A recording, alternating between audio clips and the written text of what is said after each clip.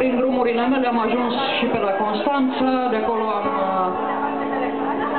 cules un cântecel care mie mi-este foarte drag. Sper să vă placă și dumneavoastră și pentru că, în general, publicul de folk este deosebit de cald și inteligent, vă veți da seama exact ce aveți de făcut pentru un anumit moment. Piesa se numește Povestea Roz Albastră.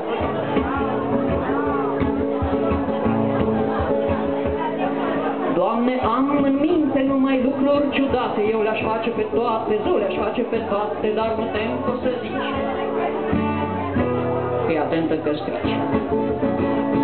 Și nu vreau să stric nimic din povestea noastră, mie place așa cum e, roz albastră, și nu vreau să stric nimic din povestea noastră, mie place așa cum e. Cum?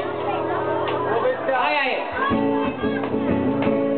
Mi-e dor de el toată ziua, l-aș suna la birou, l-am sunat de vreo 8 ori și l-aș suna din nou, dar mă tem că o să zici, fii atent că strici.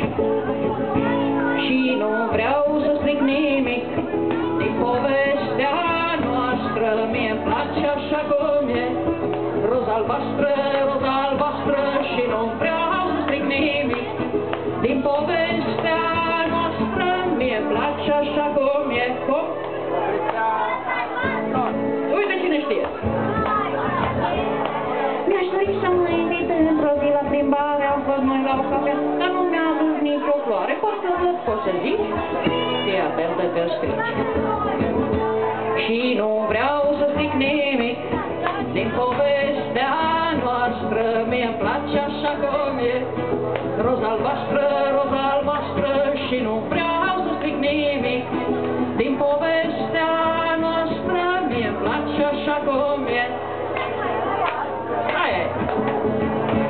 Doamne, știu că sunt excesiv de romantică, n-o să prins de mine niciun pic de mecanică cuantică, poate așa aveam și eu ceva realist în mintea mea, fiindcă, Doamne, altcumva, Doamne, am în minte numai lucruri ciudate, eu le-aș face pe toate, sau le-aș face pe toate, dar mă tem că o să zici, fii atentă că strici.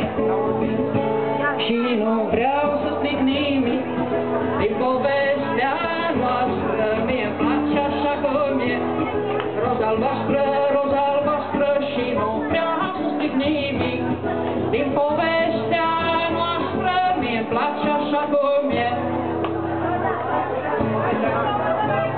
O poveste, roz albastră, o dedic acum cu drag și dumneavoastră.